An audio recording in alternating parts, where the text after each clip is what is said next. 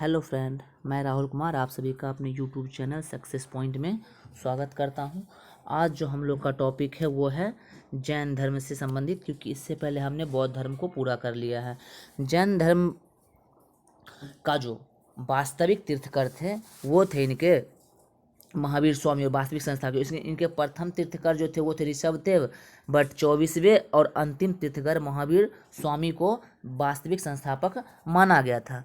तो जैन धर्म पढ़ने से पहले हम थोड़ा महावीर स्वामी के जीवन के बारे में थोड़ा जान लेते हैं, ताकि आपको आगे समझने में काफ़ी आसानी होगी। सबसे पहले हम लोग को ये जानना है कि महावीर स्वामी के बचपन का नाम वर्धमान था, ठीक है, और इनकी पत्नी का नाम यशोदा था।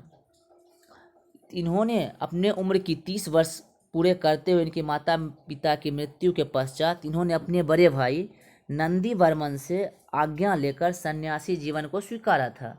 12 वर्षों की कठिन तपस्या के बाद महावीर को जिम्भिक के समीप ऋजुपालिका नदी के तट पर एक बहुत बड़े साल वृक्ष के नीचे तपस्या करते हुए संपूर्ण ज्ञान की प्राप्ति हुई। और जैसे इन्होंने संपूर्ण ज्ञान इनको प्राप्त हुआ तो इन्होंने क्या हुआ, बौद्ध धर्म को बढ़ाना आरंभ कर दिया था, ठीक है। और इसी बीच इनके बहुत सारे शिष्य भी बने थे, और इनके प्रथम शिष्य थे वो इनके दामाद थे प्रियदर्शनी, ठीक है, के पति जामिल बने थे, ओके। और अंततः इनकी मृत्यु 72 वर्ष की आयु में राजगीर जो पावापुर में स्थित है वहाँ 468 ईसा पूर्व 72 वर्ष की आयु में हो गई थी, क्योंकि इनका जो जन्म था वो 540 ईसा पूर्व हुआ था, वो था कुंडल ग्राम में, ठीक है। तो ये इनके था बेसिक लाइफ का बेसिक नॉलेज। अब हम लोग चलते हैं अपने आगे टॉपिक की ओर। सबसे फर्स्ट क्वेश्चन आपका है कि जैन धर्म के प्रथम तीर्थकर एवं संस्थापक कौन थे। मैंने आपको पहले ही बताया कि जैन धर्म के प्रथम तीर्थकर तो वो थे आपके ऋषभदेव, ठीक है, जिनके जन्म के प्रतीक सांड को माना जाता है। क्यों, देखिए हर एक जितने भी इनके गुरु या संस्था तीर्थकर थे सबका कुछ ना कुछ प्रतीक था। आपको इंपॉर्टेंट से आपको प्रथम पूछ देगा, द्वितीय पूछ देगा। तो द्वितीय थे इनके अजीतनाथ, ठीक है। तेईसवें तो पता ही होना चाहिए, तेईसवें पार्श्वनाथ थे। तो इस तरह से कुछ जो इंपॉर्टेंट थे जिन्होंने कुछ काम किया है उस हिसाब से हम लोग को याद रखना है।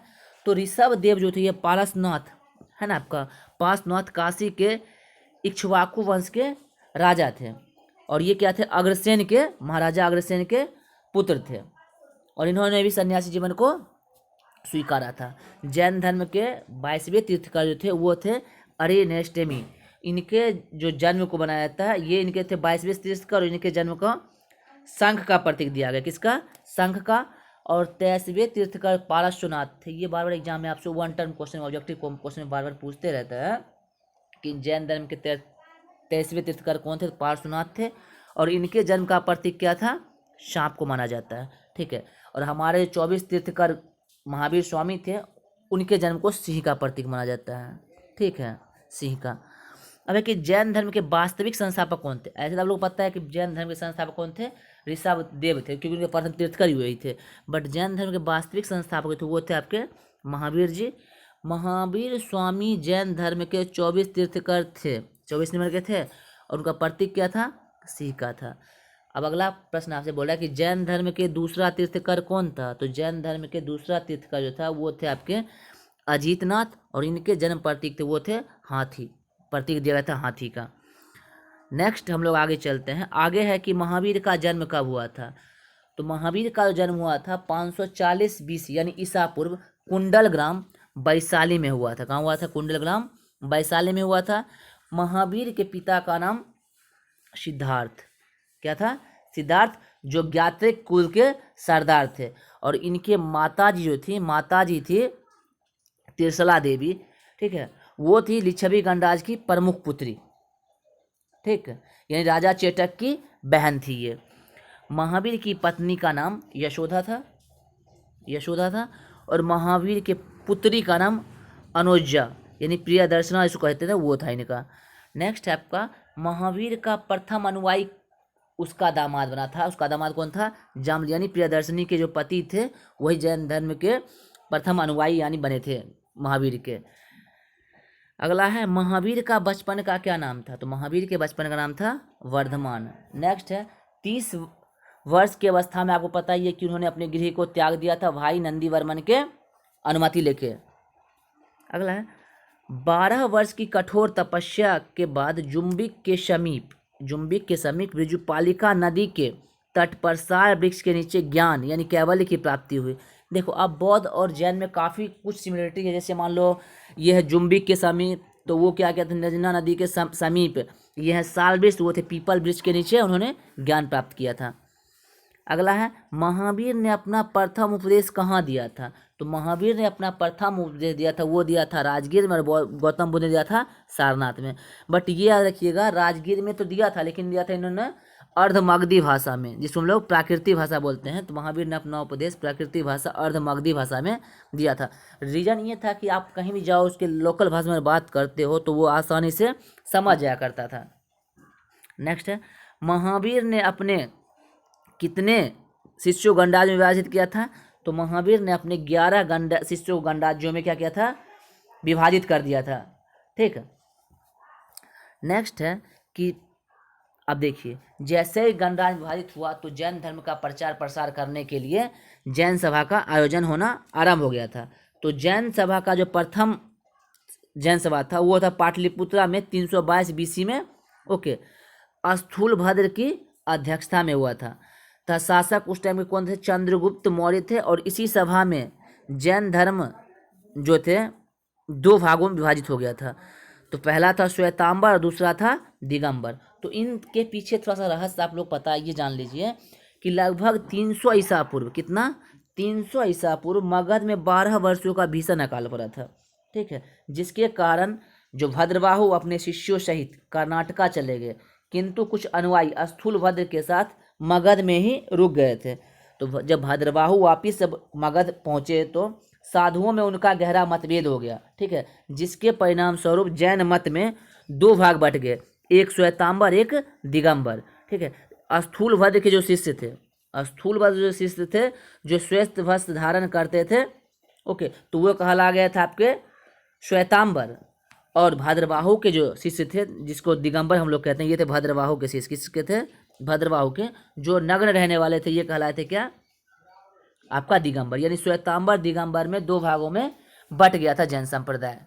अब है जैन धर्म के प्रथम विभाजन के श्वेतांबर संस्थापक कौन थे।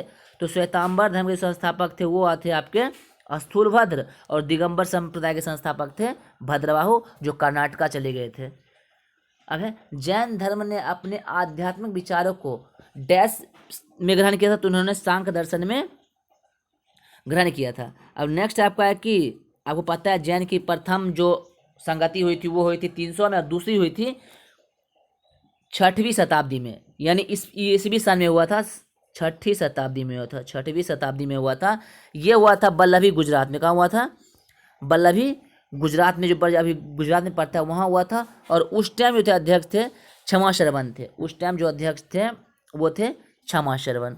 अब है जैन धर्म के प्रथम भिक्षुनी जो बनी थी वो नहीं थी नरेश दाहीवानी की पुत्री चंपा बनी थी, प्रथम भिक्षुनी बनी थी। प्रथम जो शिष्य बने थे वो तो जामिन बने थे, लेकिन प्रथम जो भिक्षुनी बनी थी वो बनी थी चंपा।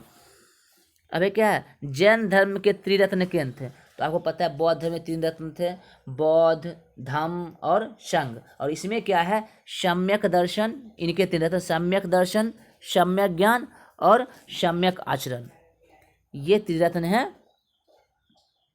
जैन धर्म के।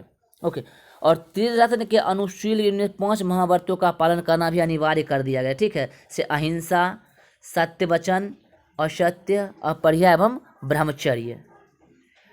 जिसे आपको यहाँ देखिए मिला हुआ लिखा हुआ कि त्रिरत्न के अनुसार 5 महा पालन करना अनिवार्य था। अहिंसा का, सत्य वचन का, असत्य का, अपर्याय और ब्रह्मचर्य का, इसका पालन करना अनिवार्य था। क्योंकि आप ना ही हिंसक कार्य नहीं कर सकते हो, झूठ नहीं बोल सकते हो। ठीक है, ब्रह्मचर्य आपको अपनाना पड़ेगा, आप शादी नहीं कर सकते हो, ये इनमें था।